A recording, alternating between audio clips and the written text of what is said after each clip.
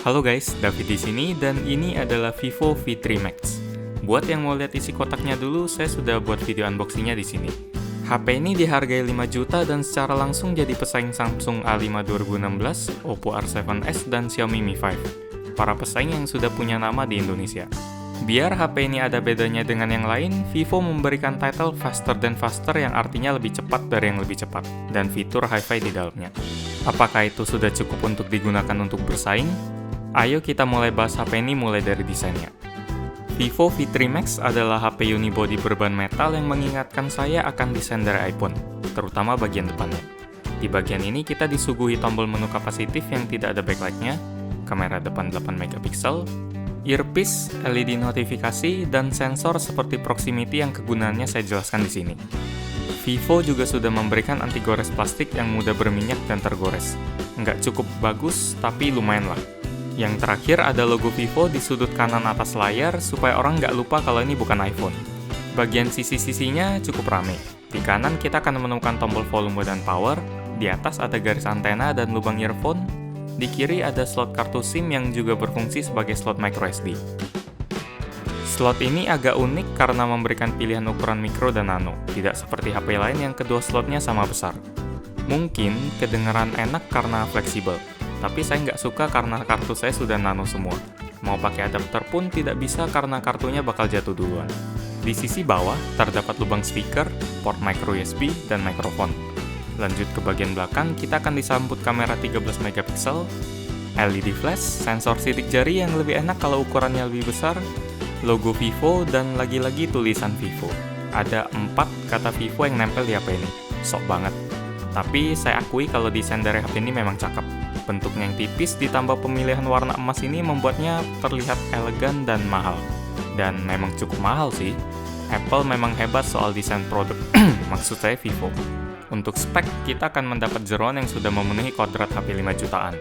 Layar IPS di Vivo V3 Max berukuran 5,5 inci dengan resolusi 1080p. HP ini diperkuat dengan prosesor Snapdragon 652, GPU-nya Adreno 510, memori internal 32GB, RAM 4GB, dan baterai 3000 mAh. Baterai ini nggak pernah kuat untuk menemani kegiatan saya lebih dari 1 hari.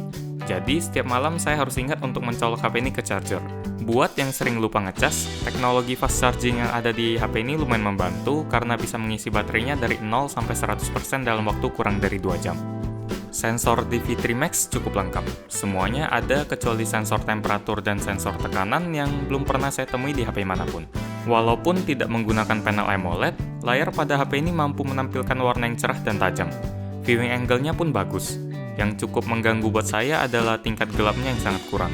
Kalau digunakan di kamar yang gelap, tingkat kecerahan yang paling rendah pun tidak nyaman untuk digunakan. Soal performa, tagline faster than faster memang nggak bohong. Semua bisa saya lakukan tanpa hambatan. Multitasking, memulai suatu aplikasi, scrolling membaca berita, sampai bermain game berat seperti Lara Croft Go dalam setting tertinggi bisa dilibas tanpa masalah. Nggak banyak yang bisa saya ceritakan soal performa karena memang nggak ada keluhan sama sekali. Pokoknya wus-wus dah. Bagian yang membuat saya cukup kagok dalam menggunakan HP ini adalah sistem operasi custom bawaannya, FunTouch OS. Banyak perbedaan yang saya temukan selama menggunakan HP ini, karena OS-nya mirip dengan iOS di iPhone. Ketika kita menarik layar dari bagian atas, HP ini akan menampilkan bar notifikasi. Untuk masuk ke pengaturan cepat, kita harus menarik layarnya dari bagian bawah. Sampai saat ini saya masih terbiasa dengan menampilkan semuanya hanya dengan menarik bagian atas, jadi saya masih belum terbiasa dengan HP ini. Jika kita menekan tombol menu, opsi pada aplikasi yang sedang kita jalankan akan keluar, bukan tampilan aplikasi yang belum kita tutup seperti HP Android lain. Untuk menampilkan itu, kita harus menahan tombolnya beberapa saat dan efeknya akan sama seperti menarik layar dari bawah. Aplikasi yang sedang berjalan pun cuma ditampilkan dalam bentuk icon, bukan kartu-kartu seperti Android lain. Di Vivo V3 Max, kita tidak akan menemukan app drawer, sama seperti iPhone. Saya nggak bilang kalau OS ini jelek. Tapi buat saya, kalau saya beli HP Android, saya ngarepinnya OS yang terasa kayak Android, bukan iOS. Ya, tapi walaupun terasa kayak iOS, masih ada sedikit esensi Android di FunTouch OS. HP ini memiliki banyak shortcut yang berguna kalau Anda mau menghafalnya. Seperti menggambar huruf C di lereng mati untuk langsung masuk ke fungsi telepon, huruf M untuk musik, dan lainnya. Ada juga fungsi super screenshot yang bisa merekam layar plus suara, smart click, dan satu-satunya shortcut yang saya gunakan setiap hari, yaitu goyangkan HP untuk menghidupkan senter. Simple tapi sangat berguna. Dan satu lagi yang menurut saya langkah bagus dari Vivo adalah mereka sudah menyediakan daftar lokasi service after sales di HP ini lengkap dengan nomor kontaknya. Jadi kita nggak perlu repot nyari di Google lagi. Untuk sensor sidik jari, kecepatan bacanya termasuk tinggi. Mungkin sama seperti F1 Plus yang cuma perlu waktu 0,2 detik. Tingkat keakuratannya pun tinggi. Yang saya agak sayang adalah bentuknya yang cukup kecil sehingga nggak leluasa dan posisinya yang ada di belakang. Posisi ini memang wajar karena HP ini nggak punya tombol home fisik. Tapi saya lebih suka kalau sensornya ada di depan. Jadi kalau HP-nya lagi ditaruh di atas meja, kita nggak perlu repot-repot mengangkat HP ini buat unlock. Di kotaknya, Vivo memiliki moto Hi-Fi, alias High Fidelity, yang berarti mereka mau bilang kalau kualitas audionya bagus. Nyatanya, memang bagus. Terutama kalau suaranya didengerin pakai earphone atau headset dan sejenisnya. Soalnya kalau didengerin pakai speaker sih kualitasnya oke, tapi nggak terlalu mengesankan. Cuma lantang di suara aja sih. Ngomong-ngomong, earphone bawaan di HP ini juga kualitasnya bagus. Setara Xiaomi Piston 200 ribuan, tapi agak minus bass yang kurang nendang. Tapi pertanyaan yang paling penting biar orang mau beli HP ini adalah, apakah suaranya lebih bagus dari HP lain yang sekelas? Ya, lebih bagus, tapi nggak jauh. Saya membandingkan kualitas suara V3 Max dengan Samsung A3 yang lebih murah 1,5 juta dan A5 yang harganya sekelas. Dan menurut telinga saya, V3 Max sedikit lebih bagus.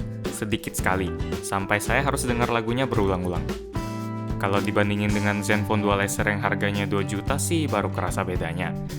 Jadi kesimpulannya, audio di HP ini bagus, tapi nggak bisa dipakai jadi andalan untuk ngalahin pesaing lain, apalagi sampai ditulis di kotaknya. Justru di bagian kamera, saya agak senang lihatnya. Hasil foto yang ditangkap sudah memuaskan walaupun masih bisa dikembangkan, terutama dalam kondisi low light.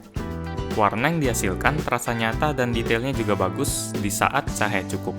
Dynamic range-nya juga lumayan bagus, nggak sejelek HP lain. Tapi saat low light, terkadang HP ini sampai sulit untuk mendapat fokus. Detail yang bagus di siang hari pun langsung hilang saat kondisi low light. Untuk selfie sih nggak ada masalah, sudah bagus. Kesimpulannya, tagline faster than faster yang ada di Vivo V3 Max memang nggak bohong. Performa yang disuguhkan HP ini memang bukan main mulusnya. Semua kegiatan yang dilakukan di HP ini bisa dijalankan dengan baik tanpa masalah. Terlepas dari desain yang mirip dengan HP lain, desain dari V3 Max juga cantik dan membuat orang langsung menyimpulkan kalau ini adalah HP yang mahal. Kata Hi-Fi atau Hi-Fi ya terserahlah, yang tertulis di pinggir kotaknya pun nggak bohong. Karena kualitas audio yang diberikan memang bagus, tapi audio HP sekelas yang lain juga hampir sama bagusnya. Kamera juga nggak mengecewakan walaupun performa low light-nya payah, bahkan saya agak suka. Tapi jika ditanya apakah V3 Max recommended, saya akan jawab tergantung. Kalau Anda menginginkan sebuah HP yang memberikan pengalaman berbeda dari HP Android lain, V3 Max patut dicoba karena Vantage OS-nya yang mirip dengan iOS iPhone.